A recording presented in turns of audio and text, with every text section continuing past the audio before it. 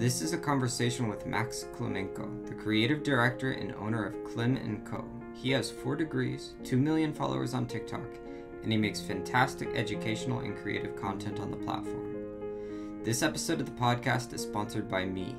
Leave a good review on the podcast and go to newsletter.joshterryplays.com and sign up. All right. Well, thanks for coming on. Pleasure. Can we just start with a little bit of your story? Where'd you come from? In terms of my geographical and cultural origin, the country of Ukraine, biggest country in Europe, first ever written constitution, and many other perks. The first time I saw you was on TikTok. And if you're anything like me, there was sort of a series of events that made you a person that would get on TikTok and start making content there. What led you there?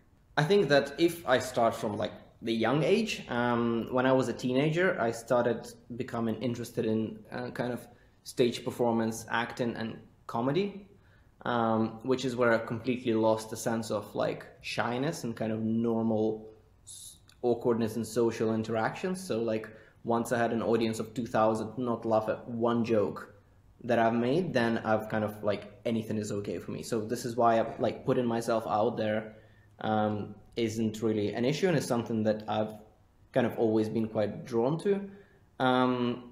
After that period, I went into academia because I really wanted to go into politics or go into some kind of big government and fix problems in my country, etc.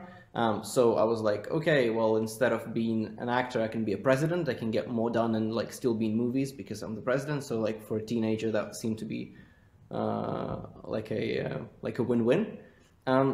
So then I came to the UK to study law, did a bunch of things, ended up in a big corporate consultancy, and was kind of doing work there for a while. And that's when I rediscovered my interest in media kind of quite randomly. And as any white millennial guy, I started a podcast that no one listened to, aside from my grandma, for some time. And eventually my sister said, there is this new platform, TikTok, but you're too old for this and you're no fun. I'm okay, wait, I'm going to talk about how everyone should read books on TikTok. So this was my initial kind of content pillar, my books and my cat.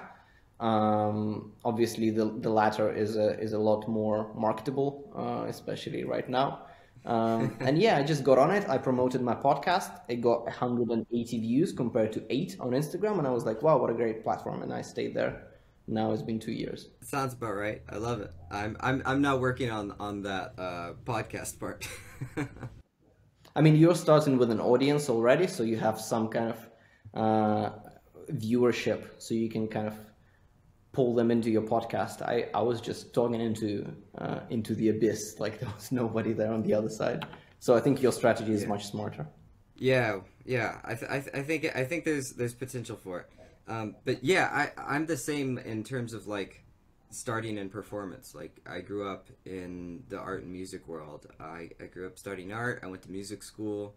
I wanted to be a rock star. It's that kind of area. Then I sort of ended up humbling myself and starting to work on simple things. And a friend of mine who runs his business through social media, he found TikTok, and he actually was super encouraging. He was trying to get me on there. He's I don't know what you'll do, but you'll do something. And I'm another social platform?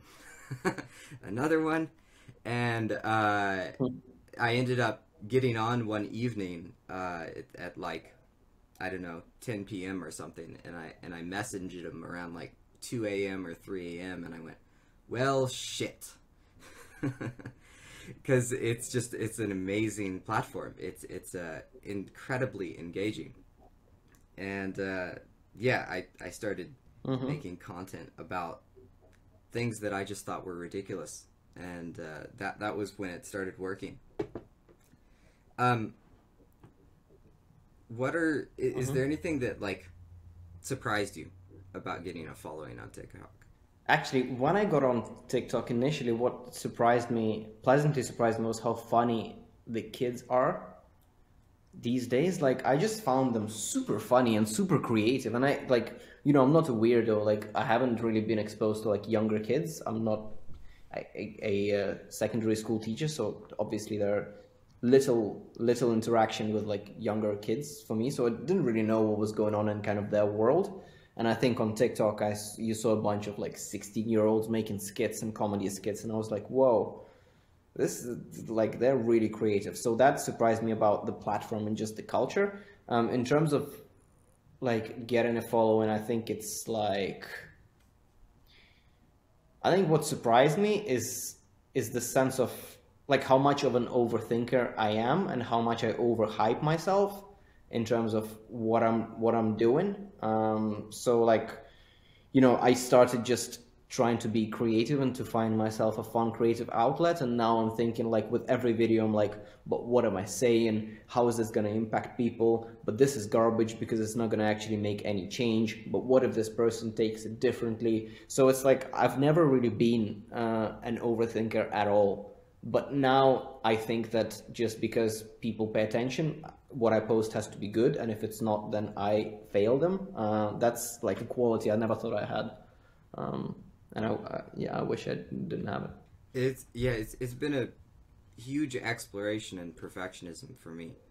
I'm the flip of that. I started with the perfectionist streak, and that's like something that like would constantly hold me back, and I'm like slowly trying to move out of it.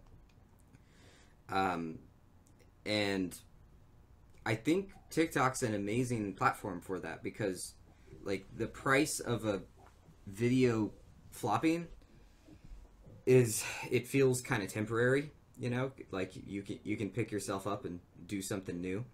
So like seeing the mistakes and then seeing that they didn't cost me any long-term pain, I found has made it way more possible for me to like look at it and take a less perfectionist mindset on it.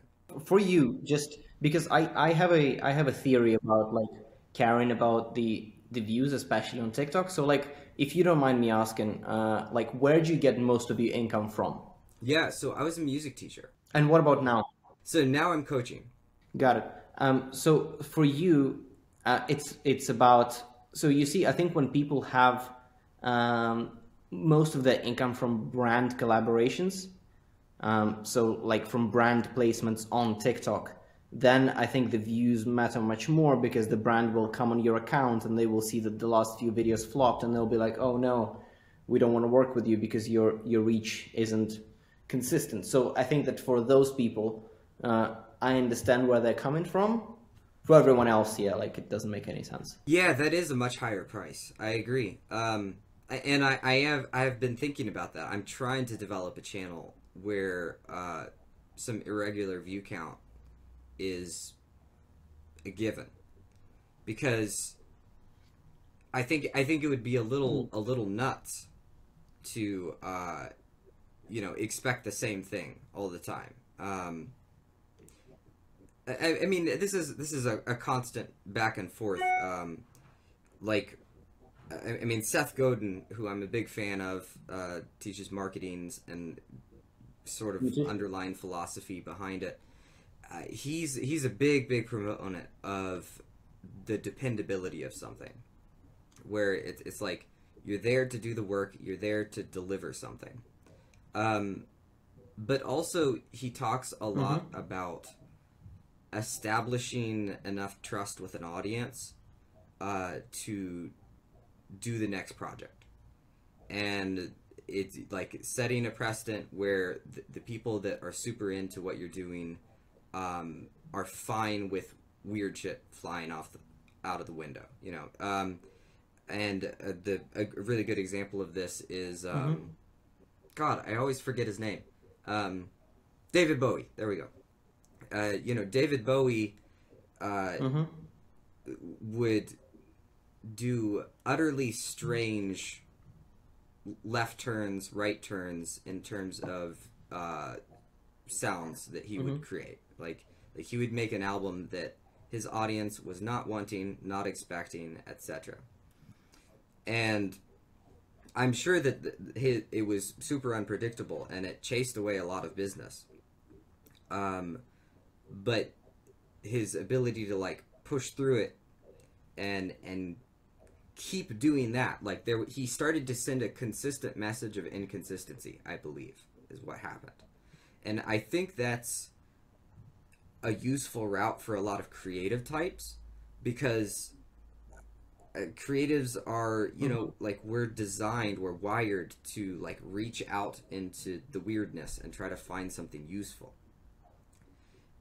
So if we don't like factor that into our daily life, that's an element, I think that we get ourselves stuck in a way that makes it hard for us to do our best work.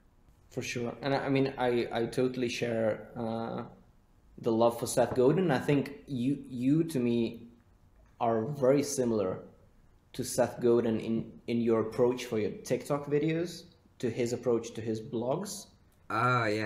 Before you started doing podcasts and like other things. So now you initially you were like just like Seth Godin, but now you're kind of selling out a bit and becoming a little bit more mass, I guess, with the podcast and stuff like this. But I think your method of delivery is just 2021 version of Seth Godin in like early 2000s or something like that. And I think also on creativity, like that's something that I quite like to repeat to myself when I feel frustrated with kind of my output, because like, okay, so I make content on social media. I guess there is some level of creativity to that. I'm also the creative director of my agency, so it's kind of in my title to be creative, and people and clients expect me to be that. But then again, creativity is unevenly distributed because it has the flip side, else we would just all, you know, evolve to be super creative. But like, it's not something that is just positive, and it doesn't bring just positive things. Like the other side of creativity is like overthinking, anxiety, worry, like a whole bunch of other things that people who don't have creativity don't have to struggle with. And like you look at them and be like, I wish I could be that, but you can't, because you pay the price for this state that you can go into. I'm not saying that like some people are creative and some people are not. I'm just saying that to myself, it's important to remind myself that like the reason I can do A is also the reason sometimes I feel like B, and there is no A without B. Absolutely. And I love that you said that about Seth Godin. That makes me super happy. I am like trying to post every day, right? I'm trying to make it a pattern. And that thing about like the neuroses that comes with creativity is, oh God, it's so true. And it's flattened me many, many times. And I really do think it is like a combination of sort of the limitations that come with stabilizing something, and then the sort of the freedom that comes with the chaos. And so TikTok has been super good for me creatively, actually, because like I have these limitations. It's like, okay, it's 59 seconds. You know, they say it's 60 seconds, but I tried to make them 60 seconds in the beginning. I saw what happened, so I couldn't even get that last second out. You know, they cut it off. It's a lot. 59 seconds. Yeah. And then it's like, okay, so I have to make something daily, right? And that's something that I set for myself.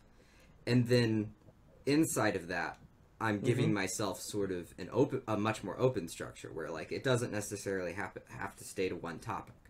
But then I optimized for structure and like ease of creation, right? So it's like I'm utilizing scripts, I'm utilizing a similar camera angle. Like there's a lot of things that I'm keeping the same. And yeah, it's this like getting your best results seems to be this constant balance of limitation and freedom. And it's like you give yourself total freedom and it wrecks you. Like it's not a good thing. And then you give yourself total limitation, and that's problematic as well. It always seems to be a balance between the two. Yeah, I really love your approach. I think it's great. And I can also see from the kind of production, post-production standpoint, it's a very good and very kind of efficient image to cut up and post. So super smart. And the commonalities I've been noticing are like they seem to be coming out. Like I'm doing stuff and then noticing the commonalities, discovering my niche by watching my own creation. And as I look at your content, I'm seeing commonalities pop out, and I'm wondering, like, are you planning your commonalities out ahead, or do you feel like you're starting to like observe yourself and then build into the structure of the things that work, and create it sort of, I don't know if in hindsight is the right word, but in music I use this analogy of like one of the worst things you can do is have a vision for how a song is supposed to sound and then try to make that song, because your brain is like an infinite song imaginer, so it's like a terrible idea because you'll never match it. So the solution is to make a song and then listen to it, like make it and then notice it, and then you go, oh, that's what I'm making. But it's also super different for different personalities. So I'm curious, where are your like common threads coming from? So I think for me, kind of halfway through my like social media journey, I just wanted to like post content after consuming which the consumer wouldn't feel like they wasted that time. So like I'm a big proponent of getting on social media, of using social media. I am not a fan of this like war against this medium of communication and like living that is happening right now with like the social dilemma, social media, bad. It's like taxes and like loopholes and like, okay, this is what we have, like let's just make the most of it. At the same time, I don't want to be Logan Paul or Jake Paul, who like are massively successful, but like in these like very questionable ways. So I want to produce content that for myself, like very selfishly, I'll be like, I'm better than those guys because I make something that is useful. They make something that is trash, but is popular.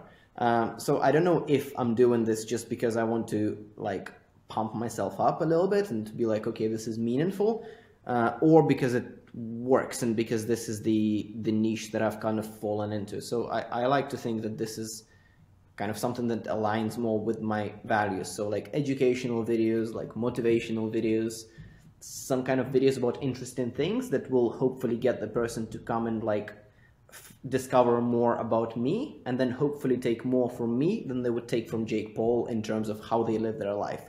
Not that I have all the answers, and not that I'm like perfect or I have this like journey that is correct and his is correct. I'm just trying to offer an alternative for people to consume like other types of creators. That was kind of my plan. So I guess I also like to talk about what's interesting for me. So I very rarely make a video about something that I'm not interested in completely.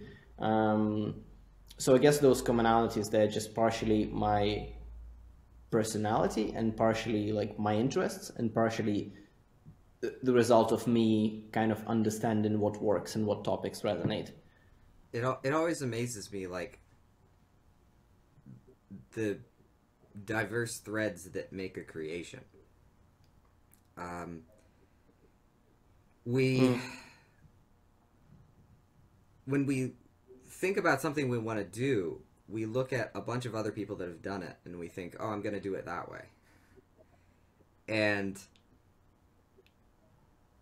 there's the piece that we look at is always that end product, but the parts behind it are often not disconnected, but not at all what you would think they would be.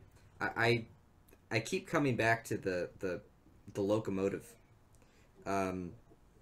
The Industrial Revolution, we had to standardize the width of the rails to get anywhere, and then we could run a train on these tracks, and they were terrible trains, and they managed to pull some heavy shit from one part of a country to another, and a bunch of annoyed, tired people ran these trains, and then on every train was an engineer or multiple engineers, and each one of those was annoyed and watching the train, and every once in a while one of the engineers was annoyed enough at something that they went, okay, that thing needs to be better. And they would make one tiny tweak Mm-hmm. that was inarguably better. And then that would extrapolate out. They'd tell other engineers, tell other companies, and it would appear on every single locomotive. And this happened over and over and over and over again. Like, the locomotive was this weird, almost like decentralized form of creativity. And when we look at the locomotive today, we look at it in a textbook with a diagram that says, here's the complete locomotive. And I think when we think we want to make something, a lot of times we go to that like complete thing. But then, like you said, it's like you're pulling from so many places to make the thing that you want to make. And I don't know, I'm fascinated by how like you can pull from so many places and then create the thing that's one unique identity. Yeah, I mean, for sure. And like, I wish you could compare me to a locomotive who's just like, poof. But to me, I'm more like a bike, or like bicycle, like a really nice Ukrainian bicycle that's just A treading very good along. bicycle. But yeah, I mean, I totally agree. I think this is a super interesting analogy, and it's also like, I mean, I don't know, social media world is weird because it seems that the less you care about the views, the more views you will have as long as you have something to say. That said, we have kind of creators like David Dobrik and Logan Paul and Mr. Beast who are very heavily engineering their videos for maximum views, and those also tend to be the most viewed videos. So it's like, to me, that this is a never ending, like what works and what doesn't changes every day. Yes. And I really like the saying that goes, different is better than better. So sometimes when I'm just thinking of improving something, I'm like, let me just make something that is different, and that in of itself is better than just some incremental improvement.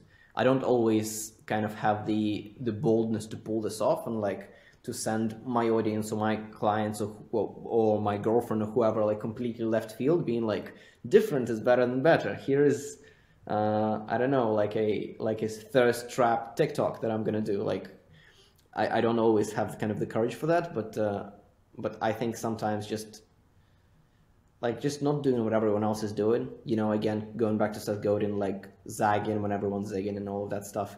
I think that's super useful. And I think that in the end, that will make a better locomotive than if you just looked at every single thing and just try to improve it a little bit. I think you'd rather be like, why the fuck does it have to be a train? Like, why can't we, you know, go to space or something like that? How is what you're doing in social media connecting to your business? So it kind of gave me a head start. So kind of the way that I formed my agency was, I was working at a large consultancy firm, so I was feeling quite comfortable. And on the side, I had the social media thing that was just a creativity outlet. And up until now, like, my intention is to not need anything from my audience. So like, I will release stuff, I will offer stuff, like, you can buy it if you want, that's great. Maybe I will even make a lot of money if a lot of you buy it, that's great, but I don't need you to buy it. So like 85% of my income is my dividends that I pay through the business that are related to my social media, because that has established me as a practitioner of like communications. So on one side, I had my very corporate experience of working at big ad agencies, running a thought leadership for a very, very big firm. So I had that like very credible old school experience. But if I started a company with just that, I would be just like everyone else. At the same time, if I started a creative agency just as a creator, I would be like everyone else. But because I had both, that kind of allowed me to enter the marketplace with a new offering, saying that I have dealt with big budgets and I have consulted governments on their communications before this whole social media thing. At the same time, I spend 6 hours a day on a Gen Z app, so I know exactly what they're thinking and what they want, and I read all of their DMs. And that has just allowed me to have a much more interesting positioning. So I guess it is related. And, you know, for me, like when I stop understanding kind of what gets views, I guess this is when client might start asking questions about, you know, the creative director of the agency that is working with them. At the same time, there is no like direct kind of correlation, which is why I'm very comfortable with like figuring out what I want to create, creating that, not taking like a Bang Energy brand deal and stuff like that. Are you getting a lot of the clients from social media, or are they coming through other routes and the social media just adds credibility for you? They are mostly coming from other routes, either from, for example, like I did a TED talk that was a result of my TikTok following, at least partially, but a TED talk has led me to a client. So like that's usually stuff that happens. Or like I was on a judging panel with Steve Wozniak once for a tech competition because of my following, but that has led me to another client. So uh, it's like a second order consequence rather than a direct link, because I still have quite a small agency, and we take, you know, kind of 2-3 clients a month would be running at the same time because the campaigns are quite kind of large, and I just want to make sure that we do a really good job. So I don't take like usually small clients or kind of small checks. Yeah, it's mostly big corporate to big organizations. One of the things you said at the beginning was about like not needing stuff from the audience. That's something that's really present in my mind thinking about a lot of this stuff. Is it makes me think of abundance and like the abundance mindset. And how that like enables you to make different decisions than you would otherwise. I'm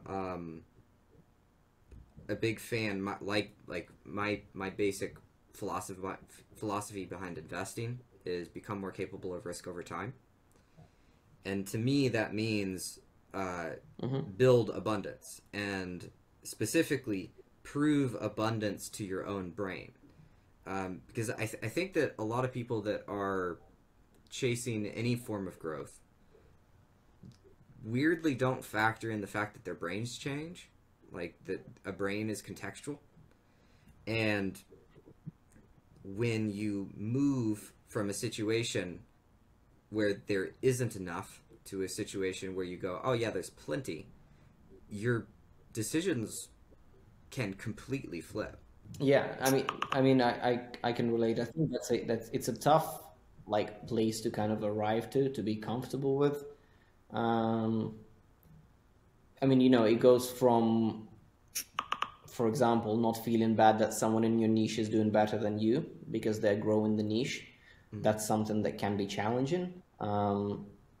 Not feeling bad when another agency wins your client is a little bit different, because it's like you have the same 8 to 16 companies clientele, and like I feel that sometimes that kind of abundant mindset is a little bit more difficult to enforce, but definitely something to strive towards. Yeah, I mean, you've changed your brain a lot. You got a bunch of degrees too. What was the hardest one? I think law. I think law because I just moved to the UK, so my English was also not kind of ideal. Not that it's ideal now. So I was really challenged, like intellectually and culturally too. I think after I've acclimatized and I've gained some confidence, then it was easier. Also, law is just a really tough thing to do, with a lot of like unnecessary pressure, I think, and a lot of unnecessary attention to detail, which is a skill that I don't have. Your videos are like phenomenally charismatic, and I love that. Like they have a like a presence to them, and you fucking nail it. And so my question for you is, what is charisma, and is charisma hackable? I'm actually a huge fan of the whole like charisma thing and like the word, and I actually found out that in Europe, I don't think it's a huge part of the conversation. And I remember reading an article that the word charisma became popular alongside with like Ronald Reagan and JFK, and like the Americans started talking about how president should be charismatic, like presidential, and all of those things mostly refer to dudes, right? But then back at home in Ukraine, like charisma is something that, for example, like women say that they kind of value the most in men, like charisma, sense of humor, like those types of things. But when I moved to the UK, like no one was saying this word. Like it just seemed like it's like non-existent. So it's interesting how the US and Ukraine are more similar in this, in like how important this is, I guess. In UK, maybe there are other words for it or something like that. I think that, I mean, look, I think in the common sense, understanding, charisma is like confidence coupled with energy, coupled with some form of like mischievous slash like rebellious energy vibe thing. That is again mostly referred to men. I think that, I don't know. I remember like when I was a kid, I was really small, and like I played tennis, but like I wasn't like a huge sports person. But my mom always used to tell me that like charisma will take me everywhere, and she's like, you have it, so you're gonna be fine. And somehow like throughout school, I just thought, okay, like I'm charismatic, and like that's what everyone was saying. Um, I think that I think that charisma also is like refers to some level of originality. So it's like if you are just like everyone else doing exactly the same thing, you can be loud and confident and like you can have your things, but it's not charisma still. It's just that confidence, boldness, which are also great. Charisma is probably like a level of peculiarity that is peculiar enough to be interested in, but not too peculiar to be like, whoa, what the hell? Like this is super weird. Um, and yeah, like I don't know if it's like if it's hackable, but I think if people just did a little bit less, and this is mostly again the advice to guys like who ask me like, oh, how to do this or that. Like I'm not pretending to be like a, I don't know, like a macho coach or like whatever. Like I don't even know that world. But you know, to me, it's just like start doing things that are like a little bit different, like a little bit more for yourself, and just really stop caring as much as you can. Not that you should stop caring completely about what other people think, but I think just like originality is super underrated. And I think that maybe originality coupled with confidence would give the impression of you being charismatic. Now, I don't know if there is any research around charisma and whether it's kind of nature or nurture. I think it's really interesting. The thing that you present to the world, right? Whatever the appearance of you is to everyone else. And when I think about charisma, a lot of the things seem to be symbolic. In other words, there's a visual or audio based, or there's some other thing that a person can see or hear about another person that is symptomatic of somebody who can accomplish, symptomatic of somebody who can go do the thing. So, for example, like posture. You know, somebody that has upright posture in and of itself doesn't mean anything. But it's symbolic of a person who is energetic enough, has enough serotonin in their system, has enough confidence that they can, you know, expose their chest to the world, that they can go get it, that they can be brave. There's a bunch of things that is like, to me, a lot of the points of charisma are, they're not the thing itself, but they're a short code for the thing that we're looking for in people. I think so. I think so, and it's also like even though like charisma is generally like a guy thing, I think still like it still relates to also being at ease with yourself. I think, I mean, that's a little bit different from posture, but I think just kind of liking yourself, because I think the reason why people don't put themselves out and then don't do like things that are a little bit different than like the path that is clear to the society and is like safe or whatever, it's just because they don't they aren't like big fans of themselves, you know, and it's like, you know, I really like myself, not in like a weird way, but as in, you know, I don't see any other way would just make you unhappy. Like you got to be a fan of yourself, you know what I mean? And I think for men and women, like I think that adds charisma to you because you're able to do things or to act a certain way. um, but yeah, I think it's definitely symptomatic. I mean, I'm also huge on like the fact that like you don't have to be loud, you don't have to project confidence, you don't have to take up space to like be successful. I think that's garbage. And there is a book called Quiet by Susan Cain on the for the introverts who are listening to this, that like basically breaks down the fact that like, look, charisma is not about being loud, that's for sure.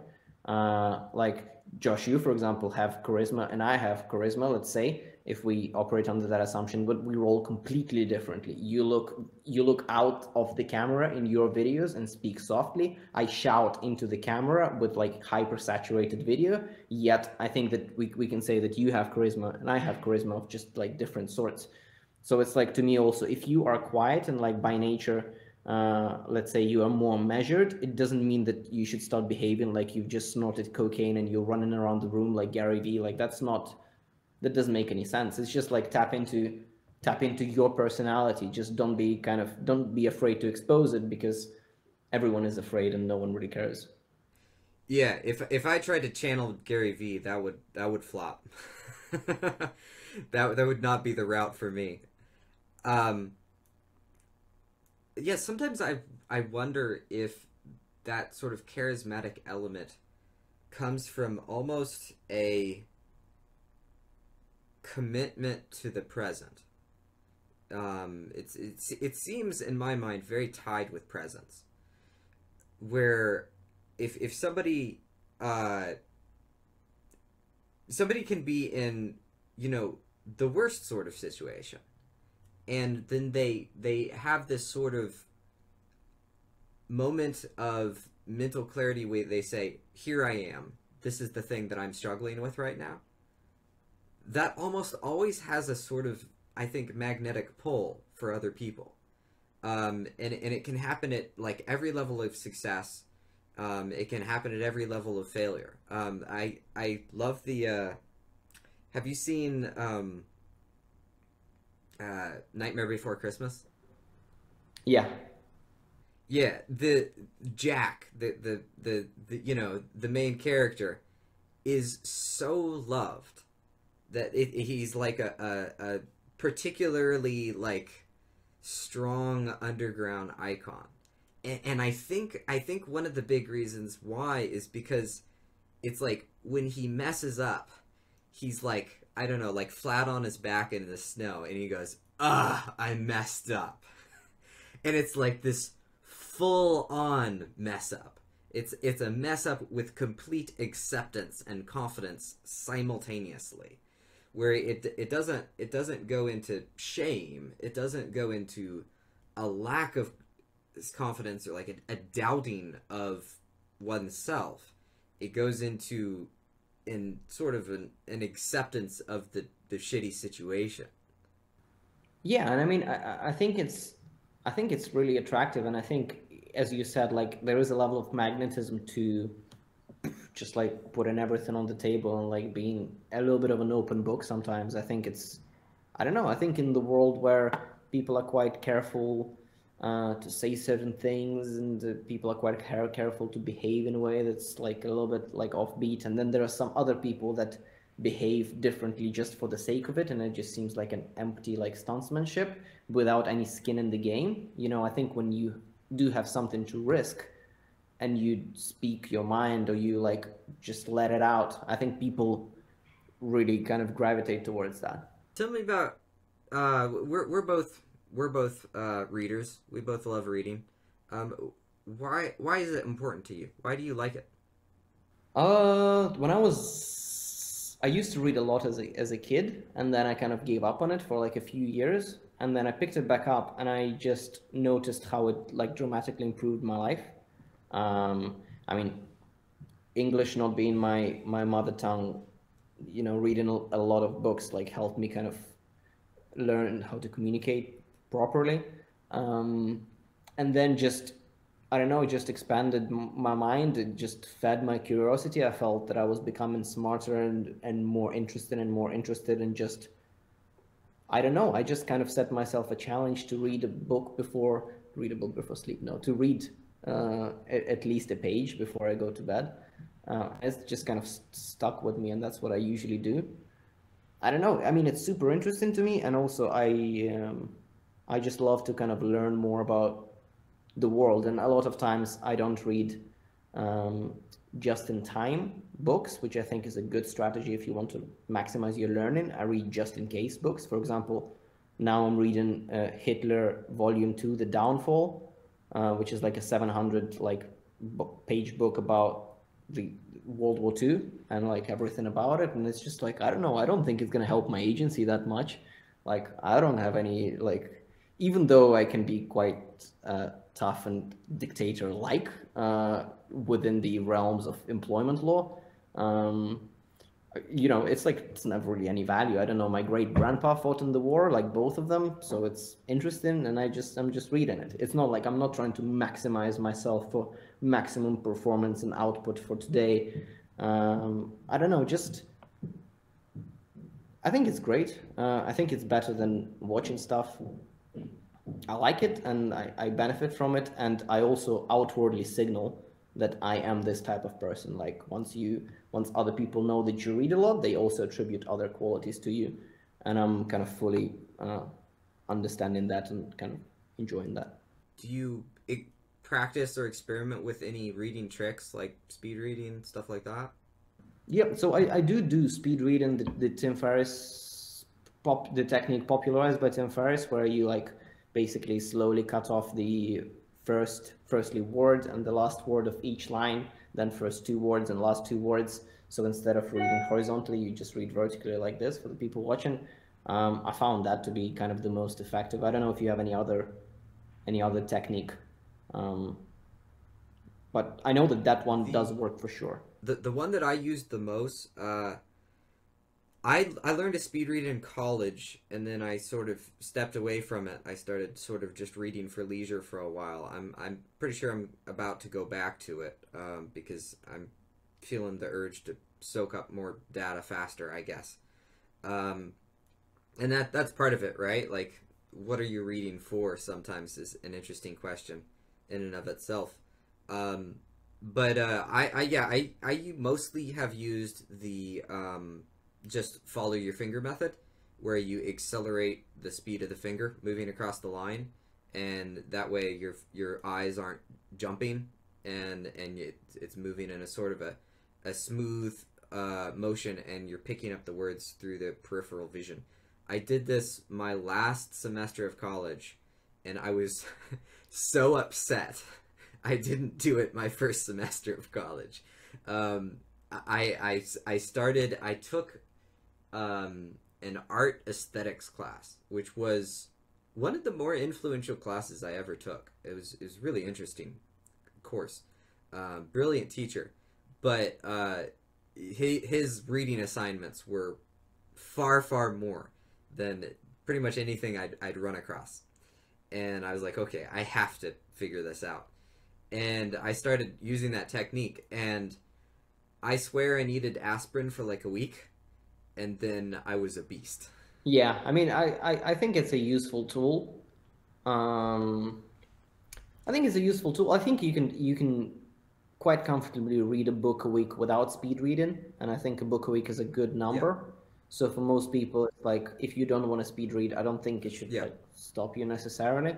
Of course, if you're like Josh and you wanna what did you say, soak up data faster, then maybe resort to speed reading. But if you're just reading to like learn stuff or like whatever, and you're not in a rush, um, then it's like I think people who don't read like underestimate how fast you can learn to read without speed reading if you read a lot. Yes. Yeah, I just wanted to add on like comprehension stuff. Like people like, oh, you speed read, but like, how much do you comprehend from that? About nothing.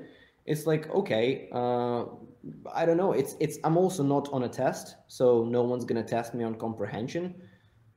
Like I easily skip chapters that I don't like, and sometimes I skip pages when things get boring, etc. Like I'm not one of those people who like I open a book on page one and I have to finish it and then I put it really carefully. Like I treat it like I treat my books really badly and I don't have any kind of respect for reading it from A to B. Like once I bought it, it's kind of my property, and unless it's like the Bible or the Quran, like I don't see any purpose of like showing respect to this object. Like it's here to help me, and thankfully I'm not in school anymore, so no one's gonna test me on comprehension, so I don't really care. I like that. Treat books disrespectfully. There's a utility to that. I love it. Um, I am definitely of the camp of like I get to like a section that I don't want to read, and then I'm like, okay, you're gonna shame yourself into Oh reading this no. section, and it's completely useless. Like it's it's not something that needs to be done. Like there's so much material in the world to read. You don't need to read things that don't interest you, and that's definitely work that I need to do myself. About the comprehension thing, um, I think there's a tie to like the idea of like language learning. Um, you know, we all know immersion learning is the best route for for speaking a new language, and a lot of people when they go into reading, they have a concern that they're not going to gather things from it, that they're not going to you know, actually learn anything from the process. But I think it's like immersion, where when you set yourself in this new world that is the book, um, I think that it happens through that immersion process more than anything. Yeah, I mean, I think so, and I think also for everyone who didn't grow up speaking English, don't be don't feel embarrassed that you don't get some words. And also another piece of advice is that also don't check every single word in the vocabulary or dictionary or whatever. I don't think it's needed. So like if you of course it's good to broaden your vocab, but I just, for example, my mom always like she would take months, like she would take a quarter to read a book because she writes down every word that she doesn't know, and it's just like, I mean, maybe it's a good strategy for some people, but I just think that like just keep reading. Like honestly, if you just, instead of reading one book and writing down every word you don't know, you just read 10, I think your language learning would improve. And also for English speakers too, like no disrespect to the Americans or British people, but you really don't know how to speak your own language, and even more than that, you don't know how to write in your own language, that's for sure. So I don't know why I kind of constrain it to just foreigners. Yeah, I mean, I'm sure you've thought a good deal about learning. That makes me think about a learning concept, which is I think optimal learning often comes from like changes. So I mean, anytime somebody goes into a beginning process, they usually like learn a progression, right? You go to martial arts, you go to art school, you go to just about anywhere. You're taught a series of things, but that series of things isn't really the skill set. It's a set of actions that can introduce you to the skill set. And the real learning comes from integrating that set of actions and then varying it slightly or doing something different to see the difference between the two. So it's like if all you do is read a book and take the exact same style of notes every single time, you're actually not getting a lot of variation. If you only speed read, you're only absorbing the material in one way. And I think a lot of our intuitive leaps in learning come from the transition between styles, or the transition between disciplines, just transitions in general. I think is where a lot of our really great aha moments come from. Yeah, I mean, I agree. I agree on one side. I agree on one side. On the other side, I think there is a danger of jumping around too much. And like, I don't know if you necessarily want to go into the whole discussion of like range versus specialization, which is like quite complex. But I would still say that definitely like follow your interests, and if you are inclined towards exploring a range of things, do that, because there's probably something good that's going to happen. That has been kind of my experience. At the same time, if you feel that you want to specialize in something, understand that yes, there is a massive economic benefit in being specialized in something. So if you want to be an expert in something very narrow and you want for 2 weeks to be only in that field, like there is definitely at least economic value to it, and possibly value to you as a person if that's how you're wired. So for people who don't want to do a million things, also don't feel bad. Yeah. Um, and I've definitely like undermined myself many times by going too wide. That's I mean, with my open personality, that's my probably my default mistake is going too wide. Um, you probably know more about this topic than me. I'd love to hear your thoughts on this. One of the things that I look at now is with the range and specialization is I'm trying to, if I feel a desire for spreading out, for variety, because for my personality it's automatic desire, right? Others kind of want to narrow in. For me, if I feel that urge, I'm trying to zoom in and then find variety within the specialization. Does that make any sense? Mm-hmm. Yeah, I think that. And does that work for you? Yeah, it has been. I mean, I'm still extremely varied in the things that I make. Like for example, like the TikTok videos. Like I'm still making videos about finance, and then videos about psychology, and switching between different subjects.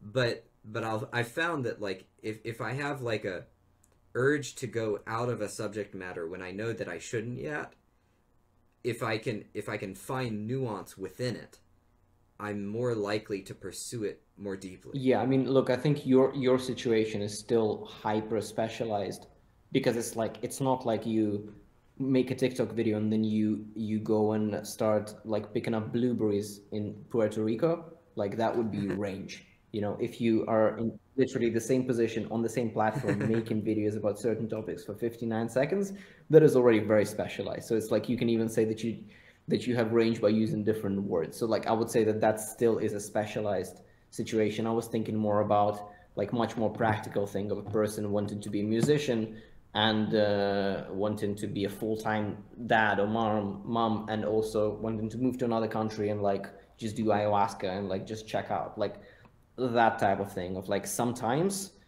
uh, if you just like for example, like let's take travel.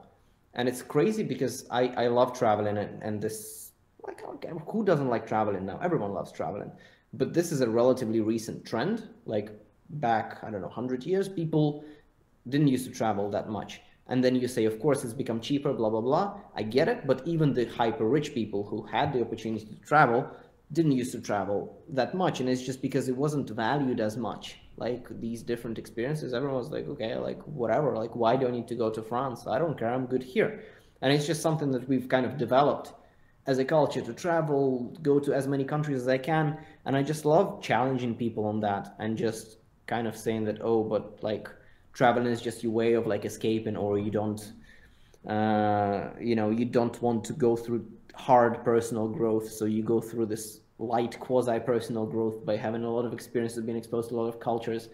And it's like, to me it's interesting sometimes to, when one person thinks a certain way, to just challenge them a little bit and kind of like see what happens. And I find that a lot of really interesting conversations happen with to just challenge the norm, because now it seems that it's almost cool to try a lot of different things. And if you read Range by David Epstein, or Epstein, yeah, I think is the right pronunciation, then, or Epstein is the right pronunciation, I'm not sure, then you can see that in current economic climate, range has like quite good bang for the buck. So like being kind of how you said, being somewhat specialized but still draw from a few disciplines does produce good ROI. At the same time, let's not kid ourselves, a really good plumber or a really good tax avoidance lawyer for emerging Asian markets is still, it's like a skill that you can take and you can market much better than I'm a digital visionary in 9 out of 10 cases. So I'm just kind of, I really want to remind people that like there is value in specialization, and like it's hard. Sometimes it's harder than range, and it's just something that is still true. I agree. I'm still struggling with it. I think you're right. I've gone down the path quite a while, but still like for example, like when I sort through the things that I have to offer, it's it's too broad right now, and I know that, and I am trying to narrow it, and to go along with the earlier analogy of zooming in. To me, it's like that picking blueberries is the zoomed out. It's like we all want some degree of variety, but I don't know, um, Seth Godin. Let's go with that, because he's a person who really has really skillfully gotten that narrow field, and somehow he still has infinite variety within that field. So that was my idea of like the like zooming in, zooming out. Right. So I mean that said, Seth Godin did sell a company to Yahoo very early on Oh yeah, before becoming, I guess, an author and a thinker. So it's like you can see that he hasn't been doing just that, but it's been in and around that field. Right. So I think sometimes there is a survivorship bias that I'm sure you'd be kind of conscious of, that sometimes you look at this person, you go like, aha, but what about a bunch of Seth Schmodens that like did a similar thing, yeah, but didn't quite perform to the same level. So I think you can see that Seth has a bunch of variety, and he's probably drawn to a whole bunch of things, and he's yeah, incredibly smart, and he chose this thing. He could have chosen the other thing, or he could have tried doing two, and maybe he would have been successful too. Like Elon Musk, for example, or whatever, like still similar, I guess, skill set, but very different industries. But yeah, sorry, I cut you off. Where were you headed with Seth Godin? No, I mean that was a great point. It makes me think of sacrifice. I think sacrifice is like a massive component of this, right? So it's like, uh, I think a lot of us in the so the thing you're talking about with like it being popular to go spread out and try stuff. I feel like there's a lot of parallel between that and the find your passion narrative, right? And you have to go explore and find your passion. And I think something that's not talked about, is I think that when you choose your passion, sometimes there's a lot of a negative emotion with that, because the reality is you're passing up on every other opportunity. Do you think it's that way, or no? I'm pretty convinced of that. Hmm. I mean, it kind of depends on if you have the fear of missing out mindset. Again, it's kind of a little bit as to what you're looking for. Like, are you looking for results, or are you looking for a journey that is worthwhile? Are you looking to prove things to others, to yourself, to both? Like, to me, I think, okay, so if we go with the passion thing, uh, again, just on this, the reason why you get paid to work is because working has an element of discomfort. Like, that's, you exchange doing something for money. I feel like with this whole passion thing, like people Yes. forget, like you get paid for it. Like you give something and then you get paid cash, which you can use to buy food or to buy a trip. And it's like sometimes people who maybe have been studying for too long, or have been a little bit too comfortable, or are just on the younger like side. They just think about passion and they forget that, like, job and employment is something that you exchange, and they think that if it's passion, then it's got to be different. And in many cases, for example, I'm thinking of like a football coach, or like someone who really loves it, like, I don't know, Michael Jordan. Doesn't mean that there's no sacrifice, but they just love it. They think that that is somehow different. Or, like, to me, I really respect a person who works, gets paid, maybe even works, gets paid shitloads, doesn't particularly like what they do, but they're very good, and then they go and spend the money, have fun with their family. Like, I think that, especially where I'm from, that's a very good life, and it makes a lot of sense. Like, people love being good at what they do and being compensated for it. I think the finding your passion part sometimes is a disguise for not wanting to be uncomfortable, to actually do the work. And, like, the more uncomfortable and risky you get, the higher the return. That said, of course, you're passing up on stuff when you're looking for your passion, and you're passing up on opportunities. And then again, you do have to build some kind of specialty, some kind of experience, and like actual skill to offer. So it's like, to me, before you go and look for the passion, like, just build up a skill, like even in half a year, and just sell it and see how you feel. In 9 times out of 10, if you just choose something, build it, sell it, repeat, you will feel passionate about it eventually. Like, I think that's kind of that's my theory. But of course, you have to pass up. Like, us doing this conversation together is us not doing something else that maybe we would have wanted to do. But it's like, you prioritize stuff. And to me, it's if you set some limits to yourself, like you did, Josh, with your like videos, or TikTok set some limits for us, like, pursue this for 9 months, see what happens. If it doesn't benefit you either financially or spiritually or like whatever, choose something else. I think there's a good book on that topic. I think it's So Good They Can't Ignore You. Cal Newport, I think, is the one. And he yeah, it's like, okay, somebody goes down a rabbit hole of trying to do good work, and then they come out 5 years, 10 years later going, I care about this. Because the brain, once again, changes. The brain is contextual, right? And it finds meaning and purpose and value within the thing that they're doing. And what you said about the doing work that's hard, and then getting paid, and then being done with it, that's like, it's the atlas that doesn't shrug, right? And we need that. We need people to go do hard things, because life's hard. We need people to go pick up weights and carry them. I don't think sometimes people who are constantly looking for passion, they quite understand how good it can feel to know how to do something, to be able to replicate it, and to have people reimburse you for that skill. Like, it's a really good, like, it's great. It feels great. No matter what you do, it feels great to be able to do that and to feel useful and like respected for doing that thing.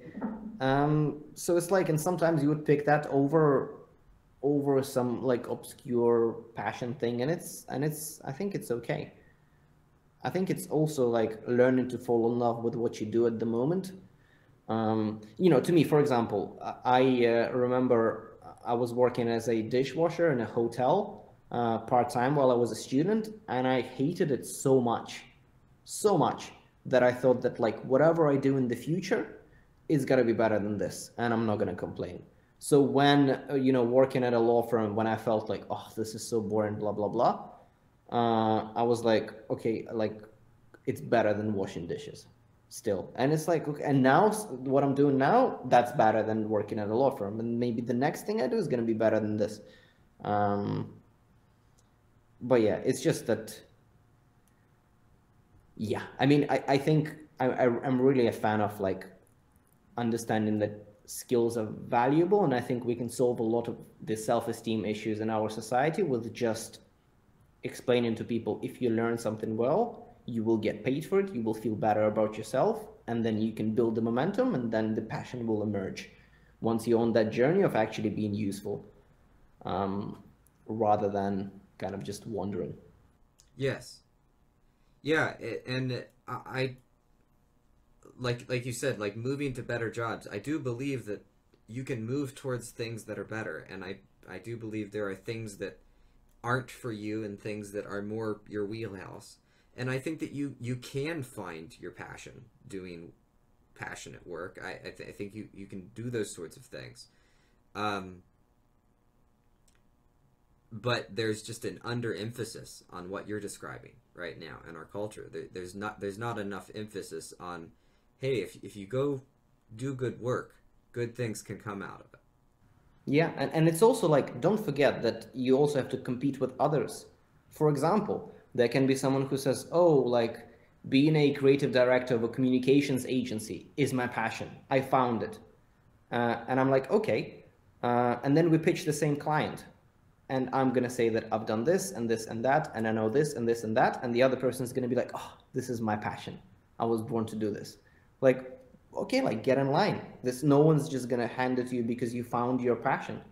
And it's like people with skills and professionalism. And there are so many transferable skills across different jobs.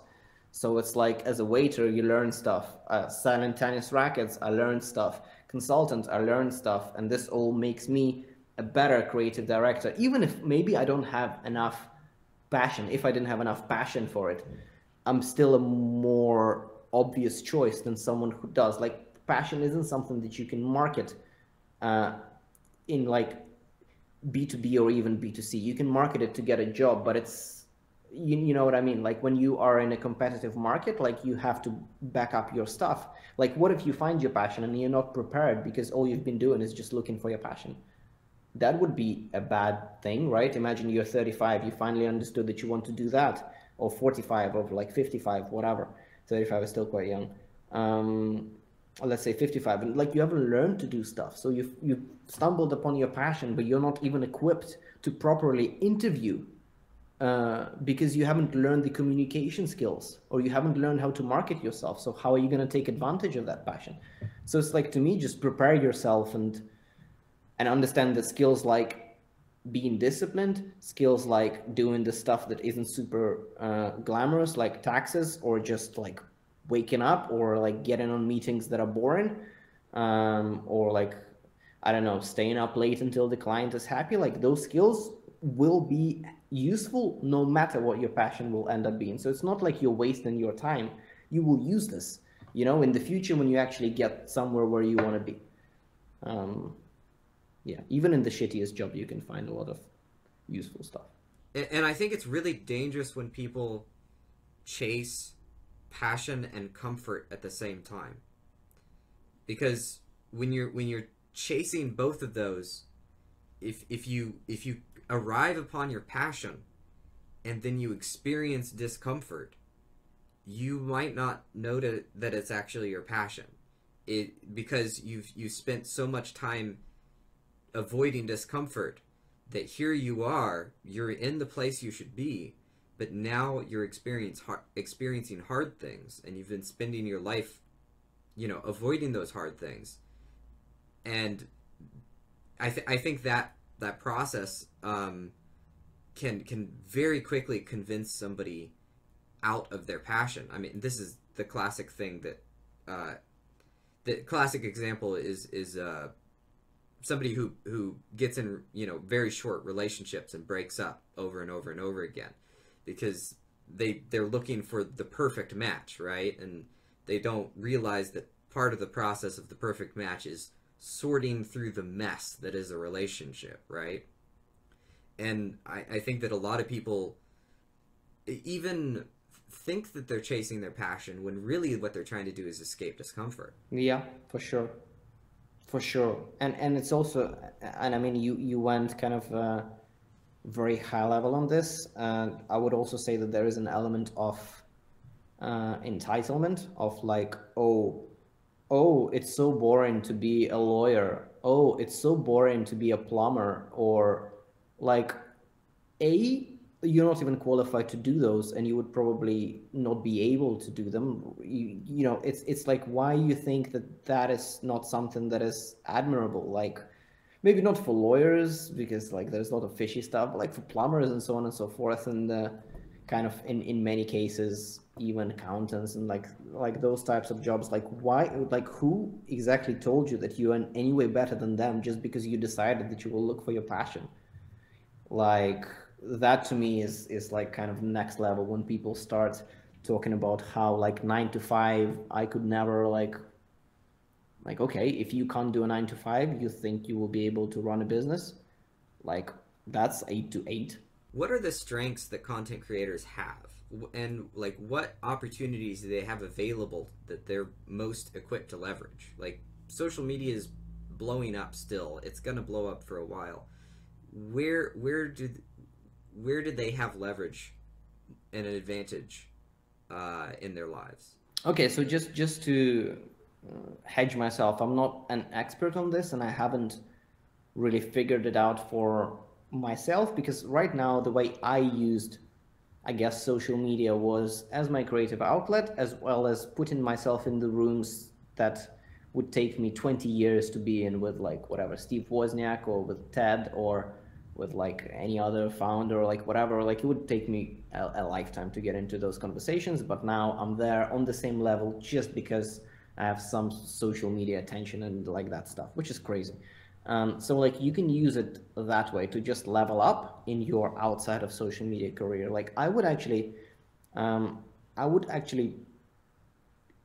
not prevent, but suggest to people who are considering content creator as a career to reconsider, for two reasons. One, I think people, even if you optimize for audience and for views, I think for me, the reason when I was leaving my job, I was really worried that people will think that now I'm a social media creator and that would just make me irrelevant and like one of those, because I thought that what made me interesting was that I had an actual life and I was talking about an actual life on social media, but social media wasn't my life. And I just felt like putting all my eggs in one basket of social media would be really unfulfilling and also uninteresting to the other person. So, you know, I've kind of started a business and I try to make sure that I communicate that these two are kind of separate. And I think there is interest in that because it's like, you're not a one-trick pony who just makes content, and like there is more to you to discover. And number two was the fulfillment part. Like, I don't think that for a lot of people who can figure out social media, like you can also figure out other things, unless you are like a very classic, you know, kind of Instagram model or whatever, then maybe actually the field for you is quite narrow. Like, I mean, no disrespect, but I'm just being kind of honest here. But if you are a person, for example, like you, Josh, who figured out social media, that is probably an indicator to the fact that you can figure out a lot of skills, a lot of different fields, because it means that you can organize yourself. It means that you can adjust based on feedback, like so many different things. If you could figure out social, just understand that, okay, you figured that out, use that to build your confidence to maybe figure out something else. And then to kind of answer your question, I think that we are in a little bit of a content creator dilemma, because as in society, all the profits skew towards the top 1% of creators, and it's difficult to establish that kind of middle class, that the, you know, and like, where will the money come from for that kind of middle class? Will it be brand collaborations? Will it be your own made products? And I would say that in terms of leverage, a lot of creators underutilize the fact that, like, if you know social media, you can go into traditional fields that are also of interest to you and just leverage it there. So it's always more interesting for example, if you wanted to be a lawyer for a big law firm, to hire someone with a personal brand to also help with comms, for a consultancy to hire a person who can be like the face of the firm. So it's like, once you have social media, like, how about instead of producing another like garbage set of merch from the same site and trying to sell this to your audience, like, how about we just don't do that, and instead of that, we take our attention on social media and we go to other places. Think about what you wanted to do as a kid. Maybe you wanted to go into government. Write to the government and say, I have social media following, I can help you talk to Gen Z. go do that. If you wanted to do something else, like I just think that having social media attention allows you to get in the rooms where you really to get in the rooms and to get to places that you don't deserve just because you're early to figure out this thing that a lot of people want to figure out. So just kind of take advantage of that instead of trying to milk your audience the first chance you get. Something I noticed several years ago was I would go look for cool things online. And there's all sorts of amazing things you can find online. But also there's these, bubbles, right? Where everything is within a certain area. And I realized eventually there was a point where I needed to go outside into the real world to get some new input that then would enable me to find a new world online. There was this very interesting thing where there was a limitation to what I could find just online. And I might, just go out and meet one new random person and have one random conversation that gave me a new viewpoint, a new thought, a thing that I'd never heard before. And then I could go find that online, and all of a sudden an entirely new bubble would open up to me. And I think there's a reverse of that, where it's like, if you're a creator, I think, like you're saying, it's like I think you're way more powerful if you tie that into your real world experience. If you don't make it just an independent bubble of existence where you try to make that your entire universe, if you can then go into the rest of your life and tie it in, integrate it in some way, I think it makes both the life richer and the social media experience richer. Yeah, and also to anyone who is chasing followers, etc. Like, I hate to break it to you, but it's not like as fun as you think. It's great and it feels great and all of that stuff, but it's, as everything, it becomes a norm, and then this just becomes a normal thing for you that people pay attention. So if you think that like followers will give you answers to anything that you're seeking, that's definitely not going to be the case. And if anything, they will just amplify your existing insecurities, fears, and like self-consciousness and all of those things. So there is that. And also to influencers who are more established, who think that because they have social media followers, they are something or they've accomplished something. Like, I can't wait for the bubble to burst and for you all to disappear and go work normal jobs. Can't wait. For everyone who gets a big head from social media and is aware of this and then starts treating other people like they're worse off, other people who work real jobs real jobs, etc., or who like don't have clout. Like, I'm convinced that you will either have a miserable existence or you will have to go and do something else when this whole craziness has worn off, or when you become irrelevant. Yeah, the viewpoint just doesn't hold a lot of utility. What are you excited for the future? What are you excited for in building for yourself? What you working on? Yeah, I mean, for now, I'm kind of super focused on the agency. And focused particularly on one client. We managed to start working with the United Nations on their kind of vaccination efforts in Europe and globally. So that's been something that is super for myself and for my team. So I'm kind of on this journey that is very interesting right now in my company. Other than that, I'm also very focused on just switching up my content and doing something different. So I'm just gonna test a bunch of things. I'm kind of tired of doing the thing that I've been doing or the style that I've been doing, and I want to take what's good about it and what I still enjoy about it and just take it somewhere else and make something that I will want to watch. That's also a kind of a priority for me now. Where would you like to send folks after this? Yeah, I mean, either TikTok or Instagram. Max Klymenko, just like Google and choose a platform of your choice.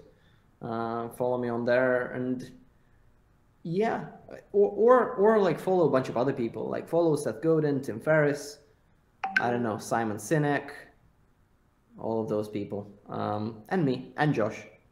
And then watch them, and don't watch people who make you feel bad about yourself. You are a beast of a creator. Thank you so much for coming on. I really enjoyed this. You too, man.